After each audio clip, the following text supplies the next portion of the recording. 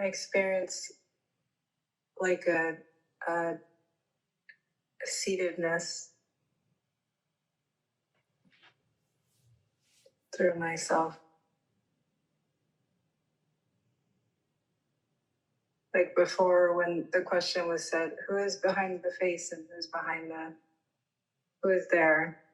And I had a smile that I felt like, oh, who's smiling? That is the real one. But it was like a glimpse. And then when I checked the three areas simultaneously, then it just felt like that glimpse started to seat itself into a real body. Consciousness, subjectively, from the perspective of someone inhabiting a body, is very much like that. Of course, consciousness itself is not an experience. We do not know what it is.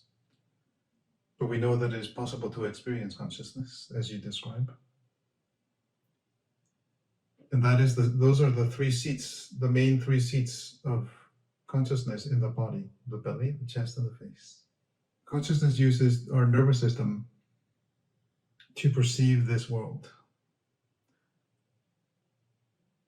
But if we have not cultivated, in other words, regulated our nervous system enough, then these different locations are not open to consciousness.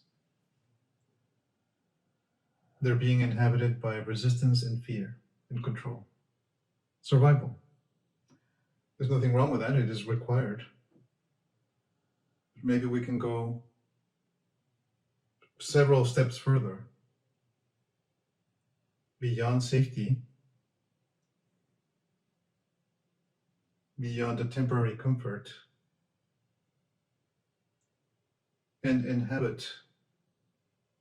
We allow ourselves to be a vehicle for intelligence.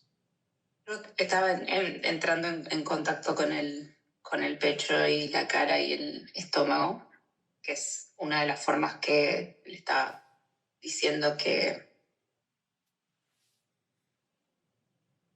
podemos ver quién está acá. She translated a nuance that I did not explicitly describe, but that when these three locations in our nervous system are energized through attention, they form a sort of unity. And that is, you could say, like it's the unity of a pillar.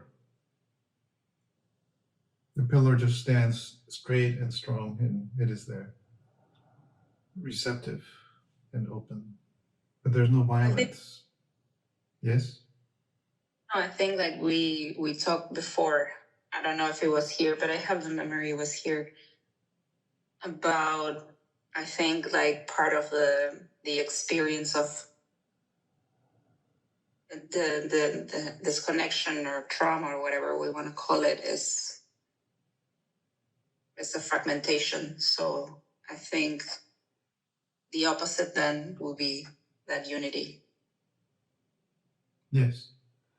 And we can use these three locations in our nervous system, the head, the chest, and the lower abdomen, to understand how this fragmentation works. These different locations are connected to how we process the energy of sympathetic activation and the threat response cycle, and also how they become relatively more aligned when we feel that we are safe. But you see, in this way, just through the act of voluntary sensing has to be a voluntary process, not an involuntary one. Then we're really cultivating a special form of will, which apparently only humans have. It's actually very similar to the will that is required to, run a business or design a project or organize meetings, whatever. organized political movements, with the difference that whoever is using this will for the purpose of sensing the body has a more holistic perspective about what this is for.